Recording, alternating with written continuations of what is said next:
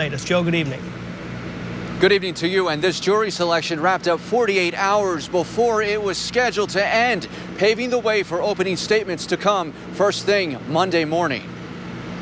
With a full jury seated, dismissed potential jurors had a lot to say leaving the Center County Courthouse, considering the searing spotlight focused here. There's been such high publicity, and because it's Penn State and because it's a sports team, everybody's heard about it and everybody knows the dirt, and I don't think they could truck anyone in from any other county or state that would be any more impartial than someone here. I think it's hard to judge what's going on, and just since it's been all over the news and everything, it's hard to see your community, and sometimes people, vilify the university. Their opinions ranging from indifference to disgust. I think it's pretty crazy, but it seemed to go somewhat quickly. I'm a little revolted, but to be honest, I don't know a lot of details. The jury selection process in the Jerry Sandusky case moved along rapidly, only taking half the time expected.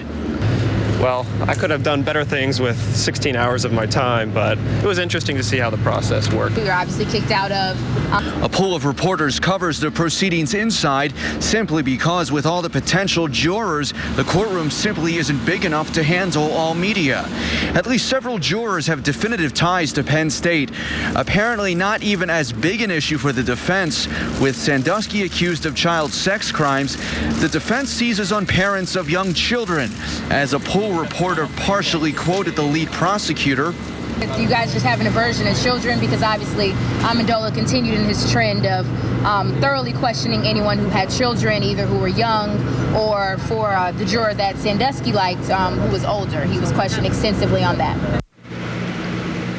And while there was a little fanfare outside here as jury selection wrapped up, inside, somewhat of a different story. At times, Jerry Sandusky told poll reporters, I guess you're stuck with me, and also objections from Jerry Sandusky's defense attorney about reports first aired last night on ABC News about alleged love letters by Sandusky to some of the victims.